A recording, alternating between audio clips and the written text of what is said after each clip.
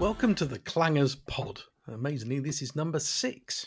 This is where 3 old road testers and serial crap car collectors witter on about cars from the late 1990s and early 2000s, the models which are stuck in between being classics and bangers. They are the Clangers. I'm Tom Barnard. I'm Mike Askew. And I'm Craig Cheetham. A quick recap for any of you who haven't listened to the first few episodes. We all worked together on a car magazine called Auto Express in the late 90s and early 2000s, which means we drove pretty much every new car that was launched during that period. As a result, we have plenty of stories to tell, some of which are interesting. I think the cars we're going to chat inanely about this week would probably have been seen under a headline of something like Going Topless because they're roadsters. Indeed. And we also have another question from our keenest listener who wants us to reveal the outrageous antics of other motoring journalists of the clanger era. But first, the roadsters. Two-seater sports cars with folding fabric roofs. Started really the renaissance by the Mazda MX-5 back in 1989, but was rapidly filled up by a whole suite of rivals throughout the 1990s.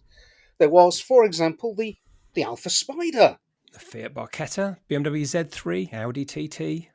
MGF, Boxster, MR2, SLK, Honda S2000, Lotus Elan N100, MGTF. And if we're going a bit posher, of course, we had things like the Elise, the Renault Sport Spider, that one without the windscreen in the front, and the Caterham 21. Is that all of them? There's probably some others. Yeah, someone will let us know, won't they? Well, I think some of those are probably nailed on classics already, aren't they? But I think we should narrow this down and concentrate on 3 that are probably a little less loved than the others, which makes them a bit more affordable and probably potential clanger material. If money were no object, which one would you have, Mike? I think I would go with. I loved the TT. I thought that was just an amazing car, given that it was only a Golf underneath, and it was greater than the sum of its parts. So I'd have one of those, an early one of those, a 225, in that kind of metallic blue they did, and I loved that they had that baseball glove leather, didn't they? Do you remember that? That was like an option. Some of the press cars came with that. Was that only on certain colours though? I think it might. I'm not entirely sure. You could have had it with the blue. Yeah, you could. I photographed one last year, a blue one. Yeah. With that leather. With baseball leather, yeah. That's what I'm having then. Yeah, that's my I'll choice. have to see you some photos later, Mike. I'll tell you what, I'll stick them on our Instagram page and you can look at them there. Okay, I'm counting the minutes. What would you have? Would you like to buy a TT, Mike? No, not really. No, I mean, I'll think about it. I've got one. I've got some of the roadsters in this list. Obviously, my money no object car would be the Alfa Romeo Spider because I absolutely adore them. I always have done since they first came out. So I've got one of those. Well, 2 of those. I've also got an MGF. 2 of those, an MGTF and an Audi TT Roadster. I also own one because I've got an MGTF, which came from Craig, obviously. And I did own until last year a TT Roadster, which I sold to Craig. There we go. But I think the Barchetta appeals just because I think it's a bit different. So one of those in orange with those steel wheels would be lovely.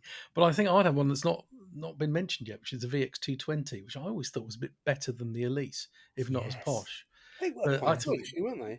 Yeah, I thought we had long termers, didn't we? We had a turbo and we had a normally aspirated one, and I thought it didn't have the K series engine from Rover, so the head gasket wouldn't go, and it had ABS and I think an airbag, which the Elise didn't, if I remember rightly. So I just thought it was a bit better and a bit more different, really, isn't it? And a better roof. Do you recall that almost every press VX220 ended up being written off by a motoring journalist, including one that famously flew off a bridge and landed in the middle of the M25. Oh, is that somebody sneezing, or was that another story? No, that was a different story. That was when there was a rustle in the hedgerows, wasn't it? Yes. To explain to people that that's not what cryptic thing. There was a journalist who crashed a VX220 on the press launch and claimed it was because he'd sneezed while driving rather than having a lack of talent. Running out of talent, yeah. Anyway. And his first name, which you may have guessed, on the following Sunday's episode of Top Gear, certain Mr. Clarkson made a comment about there being a rustle in the hedgerows. We're okay to mention him now because he's no longer with us, so you can't actually. Sorry, I've got to keep it light, haven't I? Yeah, yeah, that's your Yes, first mention keep it light. of Yeah. death at 6 minutes in. But anyway, well, listen, we need to lighten this mood. And we're going to start off this week, even though we have already started, by finding out what Craig has bought or sold this week. What's Craig bought this week so far? Craig. I have bought, because I didn't want to disappoint you, see, so I have bought a car. It's not an original choice though. I've bought another Jaguar X-Type because it's been 3 weeks since I bought one, and I had to obviously get another. So that's where we're at. There is a story behind this one. There's always a story, isn't there? Go on then. Go on then. So I had a phone call from a very good friend of mine and listener to this pod, John Batchelor. So hello, John. And John told me about his neighbour's father had passed away. And there was an old Jaguar on the drive, and that was all he knew. But would I be interested in finding out more?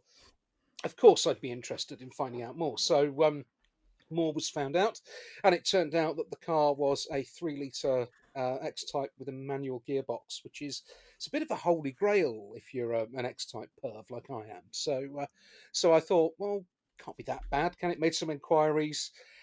And then about 3 weeks later, I was on the train to Oxford to go and pick it up and drive it home. And honestly, this car is absolutely stunning. I will put some photos of it on our Facebook page and on Instagram, where you can follow us at Clangers Pod. But if you look at the majority of X-Types that are on the road now, they're hanging together by a thread. This thing looks almost like it's straight out the showroom, and I couldn't resist it. So normally the cars that you see me, well, you'll hear about me buying this pod. I've bought them for a short-term purchase. I have a feeling this one might actually be a keeper. Really? Well, how many X-Types are we talking now then? Oh, well, I sold one to pay for it. So my silver one that has come back to me twice. No, 3 times. I've owned it 3 times now. I've sold that to a friend whose sister was in need of short-term transport while she sorts out a dispute with a second-hand car dealer. And I have a sneaky feeling that when that dispute comes to an end, I might get it back for a 4th time. But we'll see what happens. But I've made way for one, so my X-Type count hasn't increased, and I still only have 3. Extra marks for getting death into the first sentence of that as well. Can you call it from someone who's died? So keeping up traditions very well there. So, oh, great, another Jag. Okay, I mean this could have been cut and pasted from any of the last 5 episodes, basically, couldn't it? I don't think literally I bought an X-Type seems to be the opening gambit every week. There was a rumor, Craig, that you'd also moved on the Mini that you mentioned last week or the week before. The yellow Mini. Ah, right. So I thought I had moved on the Mini because I loaned it to a staff member at my local who had found herself bereft of transport. But her Peugeot 206cc was a cheaper repair than she expected. So at the moment, she's not buying the yellow Mini, despite the fact that she's a massive fan of Minions and liked the idea that it was yellow and would have fitted nicely. So I still have the yellow Mini. I'll probably keep hold of the yellow Mini for a little while and decide what to do with it soon. If anybody wants a yellow Mini, give me a shout. Okay, well now we want to talk about our clangers of the week. And so we're narrowing down our roadsters into the 3 which are, I think, the least loved. And that's not us saying that. I think that's the used car market saying that because they're the cheapest of those cars. And I reckon you can probably get any of these for under £1,000 if you're Craig, or sort of £2,000 if you're not some sort of motoring womble who gets lucky with these sorts of things. Yeah, this week we are talking about the MGF, the BMW Z3 and the Alpha Spider. Now, all these cars were hugely hyped at the time. There were massive waiting lists. There was a huge frenzy of excitement. These cars made the front cover of the Nationals, really, because we'd been so starved of decent roadsters and sports cars that they were big news. And now they're about as glamorous as a dressing gown. But we love them. They're clangers. I'm going to get this in first. I owe my pretty much latter part of my career to the MGF. Really? And yeah, because I was working on a magazine called Mini World, which was a link house. It was part of car and car conversions. There was Land Rover World and Volks World there. And due to an administrative snafu by the MG Rover press office, we all got an invite to the MGF launch. And for some reason, and why would you invite anyone from the Mini magazine to us? So I thought, this is great because I really was really interested. So I said yes and just waited for them to say. we'd made a terrible mistake, and they didn't. And I asked the guy from Volksworld, the magazine for the mighty Volkswagen Beetle, whether he was going, and he said he just something on the lines of anything that was water cooled was the work of the devil, so he wasn't going to go anyway. So I was the one who went, and I met a chap called Tony Dron, who's the father of Will Dron, who works for the Sunday Times and the Times. And it turns out they were looking for the magazine he was working for was a magazine called Complete Car, needed a writer or deputy editor. And I shared a car with him for 3 hours. And the next day, he phoned me up and said, "Do you want a job?" So if I had not gone on that launch, I would probably still be writing about the Mighty Mini There we to go. this day. So yeah, so after that, I kind of moved on like we all did to various different magazines. So yeah, thank you, Rover Press Office, and your ineptitude, because I've carved a career out of it since then. So yeah, there we go. Either of you two do the launch? I mean, it's a bit early. It's kind of almost pre-Clanger era, isn't it? Really? No, the launch was 95, wasn't it? So yeah, I guess it probably is then. yeah, I was actually still at university. Oh, there you Yeah, go. no, I was I was on another magazine called Automated Management, and we did have a press car in, and somehow I think everybody else was away, so I got to take it home for the weekend, and did think I was very cool. It was a red with a red interior, that red cloth interior, and I took my mum shopping in it, and she went to Habitat and bought a mirror, and she came out with this kind of full length mirror. And I sort of looked at the car and looked at her and said, "This isn't really going to work, is it?" So she had to hold it the whole way home, and the top of it was covered with splattered flies because it was above the windscreen, and the rest of it wasn't. But that was her fault. I'm a massive MGF fan. I've owned 4 or 5 of them, and I've this year I've just written a fairly in-depth 30th birthday piece, which makes me feel really old, to be honest. It's 30 years since the MGF arrived. But I went and interviewed quite a few of the people who are involved in the development of it, and it's really reassuring to realise that. I mean, they're all lovely guys and they're brilliant engineers, but the MGF was essentially a skunkworks project. It was cobbled together in a shed, essentially, with a couple of Metro subframes and where the bits were lying around. This was sort of doing them a disservice by saying that, because there was a whole sort of plan to develop this sports car, but the only way they could get it across the line was to keep it as cheap as possible, and that's why it has the hydrogas suspension, because it was essentially 2 front ends of a Metro bolted together. It was astonishing for the money they developed that on. I remember BMW engineers saying that basically it was the cost of doing a dashboard in the 7 Series was the cost of, and that was so British car industry. It was nothing to do by halves, were they? They didn't sort of take a Rover 25 platform and think, right, front drive, front engine, we'll just make that into a roadster, which would have been the cheapest. No, we're going to go for mid-engine. We're going to make it massively complicated for ourselves. Well, they did look at that. There was a whole project called AR6, which was a Metro replacement, and there was a car off that would have been the MG Midget, the sort of replacement for the original Midget. And it looked a bit, the Rover R8, the 200. It looked like a sort of tiny version of that, but a convertible version. And it got all the way through to sort of styling study stage, but then, as is always the way at Rover Group, the money ran out, and that was it. It just got all the plans got put in a filing cabinet and forgotten about. But I think it was one of those cars that actually looked better than the spy shots and all the renderings we'd done of it. Remember those? And Tom in the Auto Express, this front cover. We kind of thought, oh, that might look a bit fancy. But when it actually came out, it was far better resolved than any of the drawings were. They handled really well as well. Yeah, they did. They rode very well, didn't they? I remember I did a group test when the Z3 came out, and it had an MGF and it had the MX-5 in it, and an Alpha Spider. And we went to Wales in the rain and in some gales, and I'd never driven any of those cars before. And I remember thinking, oh, the MG's quite nice. It's got a few flaws in it. But the MX-5 felt like more of a complete, proper sports car rather than the cobbled together bits of the MG. I seem to remember that the steering wheel felt like it was kind of down by your knees, and that's on me being a short ass. For you, Mike, it must have been. That was horrendous. Yeah.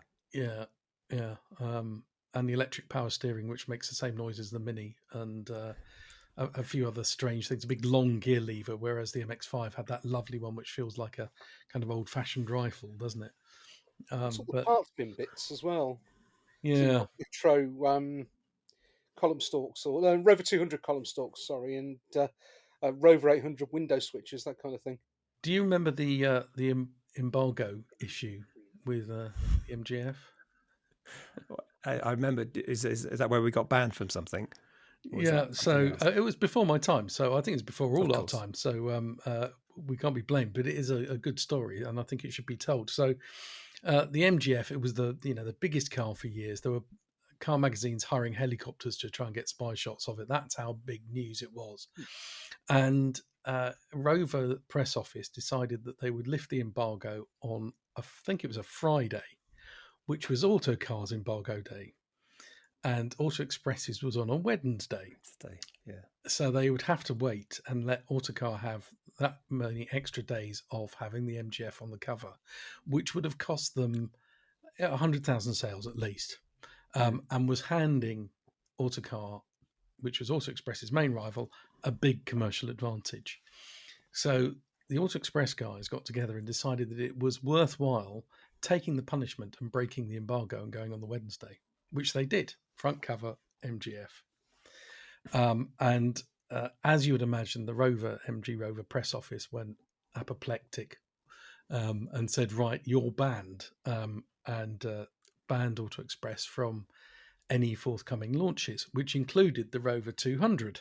I think you'll find it was the Mm. Rover Group press office at this stage. MG Rover didn't exist in I 2000. was going to ask that when I was talking about Anyway, the do carry on. I just had to pull you No, up there. no, you know. Put your anorak on. So yes, the next launch, which came soon afterwards, was the Rover 200. Is that the R3 in geek What's the terms, R3? Craig? Yes. Yeah. And Auto Express weren't allowed to go, and of course that was another big car. But Auto Express also thought, well, we're not held back by the embargo because we're not going on the launch and we haven't signed anything. So they found a freelancer who would write the copy for them, and they broke that embargo too. Thereby getting an advantage over all the other mags again, and making the man from the Rover press office go somewhat purple with rage. Sounds like something we'd have done back in the day, to be fair. Who would that have been? I mean, we can name names. Would that have been Dennis, or would it have been Dennis. It was Dennis, yeah. Dennis Chick? Yeah. So yes, that's. I think eventually they had to sit down and sort it out because it wasn't terribly good for anybody, and all was good again in the end. But it was quite an exciting time. It was. Have you? You've got a TF, haven't you, Tom? I got a TF, an ex Craig Cheetham TF. Yeah, It's a fine car. Fine car. it's all right. Well, it's surprising in that it's very scruffy, but it's very solid underneath, and it's been looked after mechanically. So Craig didn't charge me very much for it because it didn't cost him very much.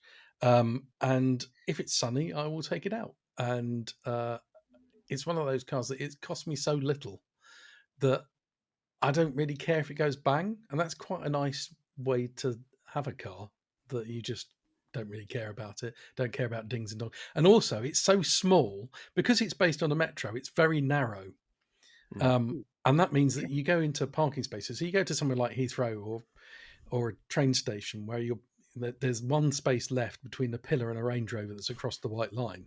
The MG will fit in it brilliantly because it's tiny, and if the Range Rover opens its door in it, I don't care. It's it didn't cost me very much money. So yeah, I do like it for that, and it hasn't broken yet. What's the roof like on them? Because where I used to live in Twickenham, there was always one in the road, and it always had a tarpaulin over the top of it. So I don't know whether that was just another weak link.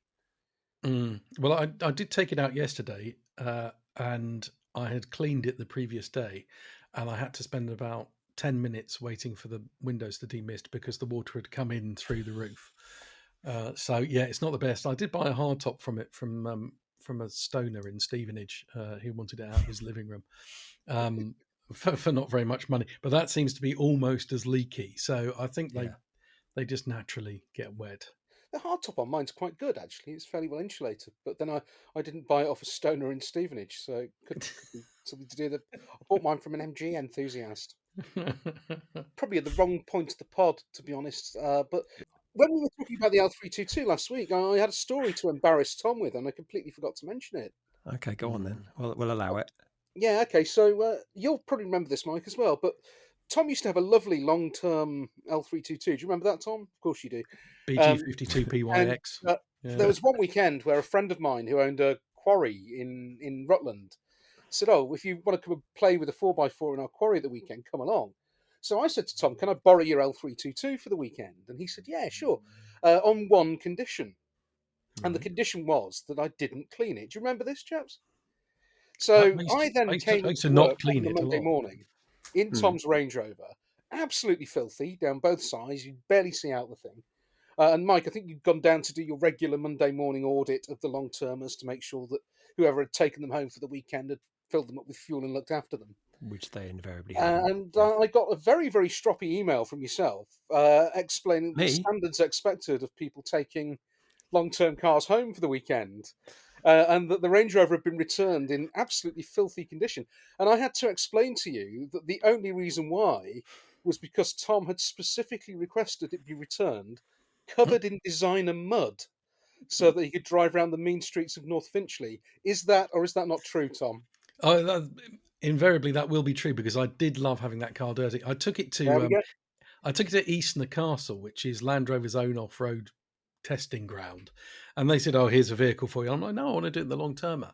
So went, absolutely up to its door handles in filthy clay, and then just washed off the headlights and the number plates, and drove it back to central London, with people looking at it a bit weird because it was a brand new Range Rover at the time, and I knew it killed the parking sensors, so I booked it into the local Land Rover dealer to get them fixed under warranty, and drove it in there, and they were kind of like, "Have you been off roading in this, sir?" I'm like, "Yes." "Is there a problem?"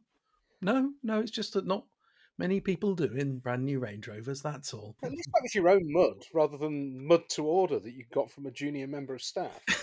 Do Well, I you didn't wonder if send you're you chippy that just night to wearing get it. your Hunter Wellies and a wax jacket as well? Anyway, sorry, we were talking about roadsters, weren't we? I had to digress because Yeah. if I didn't tell that story, I'd have forgotten to tell it, and it was needed. Yeah. Okay. Well, let's talk about another car that had BMW engines because it was a BMW, which was the Z3. Now, I caused an accident by driving a Z3 because I was. It was before the car had actually officially been launched, and I was driving it for a photo shoot near Shepherd's Bush, and there was a guy who was in a 3 Series who was just so open mouthed looking at this bright red roadster that he was just looking at it in a kind of comedy fashion and bumped into the taxi in front of him, which had stopped at the roundabout. Oops. Yeah. Um, and I remember thinking at the time, yeah, I know it looks good, although I wasn't quite sure about the looks of it, but it certainly looks striking. Um, but I thought it was a bit wet, especially that 1.9, a bit underwheeled. It's horrible, And isn't it? yeah, and do you remember the dashboard was out of the 3 Series compact? And the thing I remember about it most is that the headlamp switch. Do you remember that? It's like a It push was and like pull an thing, wasn't it? Yeah, it was like an organ stop, but it was Yeah. kind of cheap plastic in it. It made a horrible clicking. It just felt a bit cheap. And of course, that was the entry level one. But then you went up and they had M versions, which still had the same bits on them. It got better, didn't it? It got better when they put some decent engines in it and they made it a bit wider.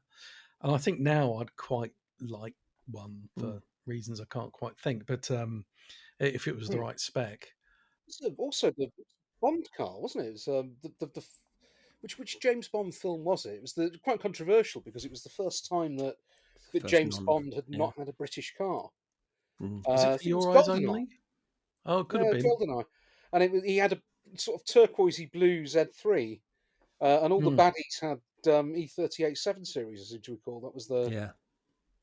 and Yeah. there was a Hmm. whole hoo ha about it wasn't British and James Bond should be British and so on and so forth. Maybe you should have had an MGF instead.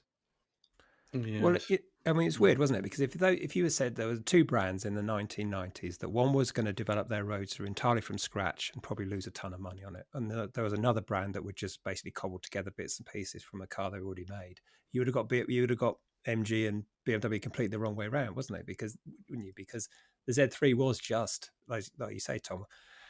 Correct me if I'm wrong, a BMW 3 Series compact was with a sort of roadster body on it, wasn't it? Because there was so much Hmm. stuff that they borrowed from that. It's But just an E36, yeah, same yeah, engine, same platform. I'm with you. I'm a little underwhelmed. I think it's aged quite well. Mm. I think it probably does look better now, but certainly in those early days. Do you think cars these days have that ability? We were saying about how that stopped traffic and you caused an accident. And I remember driving a really early Smart through Hmm. London and having that same thing. I'm not sure you'd get that anymore, would you? Is there anything that would do that now beyond a supercar? I don't think there's anything. don't know. There's a few. I affordable. mean, when the Hyundai Ioniq 5 first came out, I started to Mm, notice those when they were knocking around.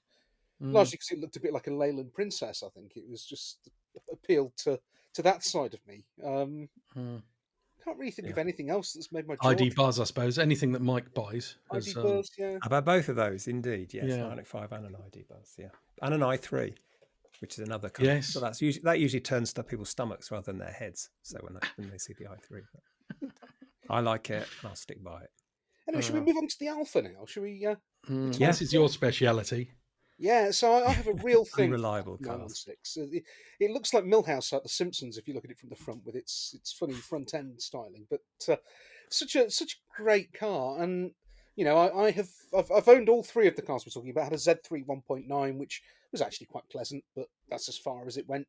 I've had MGFs, which I do love driving, and I've still got a couple of them lying around. But the 916 Spider for me is a car that it came out when I was 18 years old, and I immediately wanted one, and it took me a long time to get one. Um, when I bought one, I then bought two more in the space of a fortnight because that's what happens. Um, and the red one that I have is the pride of my fleet, and it's an absolutely beautiful car. It's the metallic red, black leather, launch spec, 1995 car, 2 litre twin spark, and I adore it. But it's so massively flawed in loads and loads of ways. Really, an Alpha? You'd Yeah, surprise I me. mean, Yeah, first of all, there's the things you'd expect, like the driving position's atrocious. One of the electric windows doesn't work. The immobilizer sometimes pulls a paddy flip. Um, but there are other things about it. Like, I mean, it doesn't actually. It sounds amazing. Even the four-cylinder one, it sounds absolutely fantastic, especially with the roof down. It doesn't really handle that well because it's a front-wheel drive car. You know, the rivals were rear-wheel drive at the time. All the weight's in the front end. There's quite a bit of scuttle shake. Steering's wonderful because it's an Alfa Romeo, but it's far, far, far from perfect, but somehow it gets away with it. Can anyone explain that? I don't know. I'd choose one over the other two cars, even though the other two cars we're talking about on paper are probably better. Well, I think it looks so pretty with the roof down. At least I think with the roof up, they look a bit weird, like it's a bit of an afterthought. But with the roof down, I think they are a great looking car. But I do remember them having scuttle shake that felt bad in 1998. So God knows how it feels now. Also, if ever yeah. you need to change the battery on one, I mean, what a palaver that is. You have to take the roof off. Well, you don't have to take it off. It's much easier to take the roof off to get at the battery because Mm. it's hidden in a sort of tub behind the back of the driver's seat. And you can get there with the roof in, but I'm not that small. I find it much easier without the roof on, to be fair. But you also have to pop the roof up, which takes about half an hour. As in, pop the back of the roof up and then remove 10 bolts to get to the air filter and the spark plugs, or to properly fill up the oil on an MGTF as well, MGF and TF. Oh, it's a So that's nightmare. Yeah, no, don't. It's easier to drop the subframe if you've got a ramp. That's only 6 bolts. whereas the Z3 is probably quite easy to work on, isn't it? It's a longitudinal straight four, straight six. It's, yeah. Which kind of leads us, I suppose, to which one is the best bet now. I think not which one would you prefer to have, but which would you recommend? If someone said, I'm looking for a roadster and I don't want to spend more than, say, $2,000, which one of those three would you say buy that one? I would say buy the MGF because you can get everything for it. And even though it's more complex to repair than the Z3, you can replace the entire car for $1,000 if you need to. So I'd say MGF and TF at the moment they're so cheap. You get an awful lot of fun for your money, and it means that I get run at the Alphas. Mike, which would you have? Yeah. I mean, you guys know more than I do in terms of the cost of keeping these things on the road, but I think MGF will go down. Will be more of a collectible because I think it's it was what it was and BMW carried on making roadsters after the Z3, and I think that Alfa's knocked out some more cars after that, but certainly of that era, I think the MGF will be the kind of collectible. And putting your old British hat on, I think it was a great sort of triumph for the British car industry. So yeah, that one. Mm. I think I'd Tom? probably have I'd probably recommend the Z3. I mean, there are some, like with all BMWs, there are some really nasty examples out there that have been badly, well, customized by certain people who spray the wheels black and then they chip or put extra chrome bits on. But among all those which keep the value down, there are some really nice ones which people bought when they really wanted one back in the day, and now they're being kept down by all those other prices. So if you can find one of those, got low owners, been looked after in a nice spec, I think that would be a really nice thing to keep. Indeed. But we have bigger questions, don't we, Mike? We've got bigger questions. Another friend of the show, Mr. James Baggett. He's not our only friend, but he's the only one who pesters us the most. We've been sent a voice note question from him based on the fact that we answered his last one. So this is his question for this week. Hi guys, James Baggett here. Big fan of the show, loving what you're doing, etc., etc. Thank you for answering my recent question about the most extravagant car launches, and it led me to think of another one. Knowing that you've all been on the other side of the business, the PR side of the automotive industry, I wanted to know what was the most outrageous request or the most outrageous thing a journalist has done on one of your launches. You don't have to name them. I'll just be interested in the tales. Anyway, keep up with what you're doing. Thank you very much. See you soon. Okay. Who wants to This would be start? James Baggett, one-time recipient of 5 pairs of Chevrolet underpants, courtesy of me, because he had his baggage lost by Delta Airlines. But anyway, I'll let you go first, Tom. Right. Well, yeah, I mean, it wasn't necessarily on a launch, but it is the most spectacular story I have on this front, which is there was one journalist who was running a long-term car. And when it came back, when it had been collected, it came back to the press garage and they said, "Oh, Tom, you might want to come down and have a look at this." And they pointed at it. And I said, "Well, what?" And they said, "It's on 17-inch wheels." And I said, "Yeah." Well, it went to him with 19-inch wheels. And we thought, "Oh, that's a bit strange." So we went back and we looked at this chap's magazine that month that happened to be on my desk, flicked to the back, and there was a classified section. And in the classified section, with his direct line number, so on his desk, was an advert for 4 19-inch wheels for this particular car. No way. So not only Brilliant. inappropriate though, he'd sold them. It sold them, and he had actually sold them. And so we had a conversation with his publisher, and there was some excuse about, "Oh, we didn't think you'd mind, and we put the money towards a project car, and if you like, we'll refund you." And we said no, but we did make them give some money to charity and said you can't do that sort of thing. There was another incident with this chap where he got very drunk on a launch and tried to steal a magnum of champagne from the restaurant, which, as he got onto the bus after dinner, it fell out of his coat and rolled down the coach aisle. And he suggested that if I kept quiet, he would split the bottle with me somehow. But after that, he didn't last long, and I think he went back to his previous career. Was never heard from again, I thankfully. seem to recall that bottle of champagne. I think it was a Jeroboam of champagne, actually. Wasn't it a collectible one that turned out to be worth about €12,000 as well? Oh God! I think somebody quite had to. possibly. Somebody, namely me, had to jump in a taxi and take it back to the restaurant. Those were the days. Those are days. Craig. So, outrageous stories. Is that what we're talking about?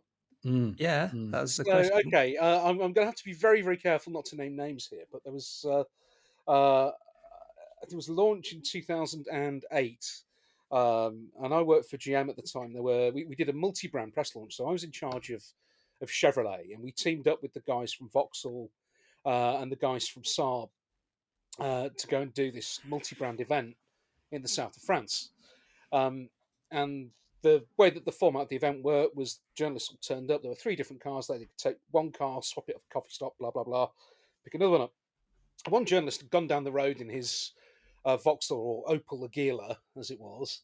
He got about 2 miles away from the start of the event, realised he'd gone the wrong way, tried to do a U-turn in the road, and then got T-boned by some locals in a beat-up Hyundai Accent. So he put a call into the press office and said, "I've had a traffic collision.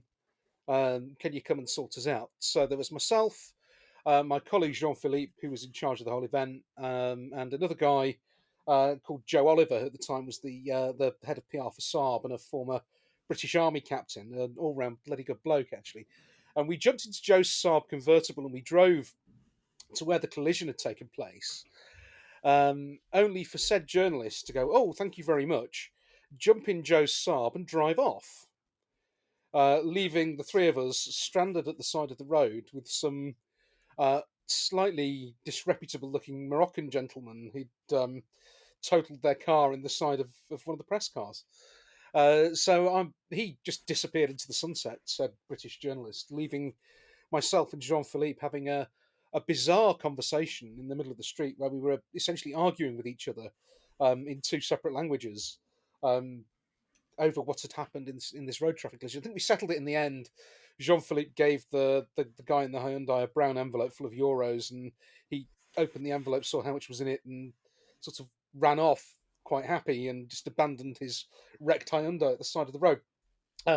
We got the Aguila recovered, and then we realised that there were three of us in a not particularly pleasant part of Marseille, and we had no transport, and we didn't really know where we were in relation to the press event that we were supposed to be on, and Joe Saab had been taken by the rogue journalists. So Jean-Philippe, I think it was, spotted a pub across the road, and he said, "Why don't we go and sit in there and think about this?"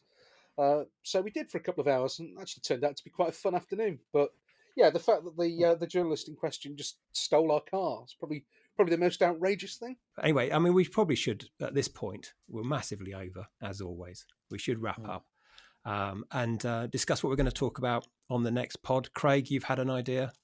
I have, yeah. It's actually a request from my friend Dave, who's a regular listener to this pod. He's got a Mark IV Volkswagen Golf, which he's had for a very long time. And I think of the 350,000 miles on the clock, he's done 320,000 of them. And he'd like us to talk about the Mark IV Golf because he believes it to be the greatest car ever built. But obviously, the Mark IV Golf on its own is a bit boring. But luckily, it was also the catalyst for about 25 different other cars that were all based off it. So how about we do a sort of Volkswagen Mark IV Golf platform roundup type special? Okay, so we've got on that list, we'd have Octavia, Audi TT, A3, A4, Leon, Toledo.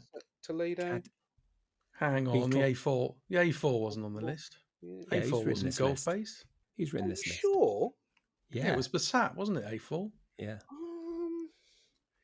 I seem to recall A3 was obviously Golf based, but I thought that the A4 was actually a shorter wheelbase than a Passat, and it was something that let's find out for the next pod, shall we? The good news is we'll have sorted this out. We'll have visited Wikipedia. Done some research, perhaps. Exactly. Find out if anybody remembers the Volkswagen Bora. Yeah, why isn't the Bora on there? Because nobody remembers it. Anyway, please subscribe and leave a review if you're listening to us on one of the many podcast platforms, and let us know your thoughts and the cars you'd like us to cover next. You can find us on Instagram at ClangersPod, where you can message us, or look us up at Clangers Podcast on Facebook. Thanks very much if you have been listening. See you next time. Bye. See you next time.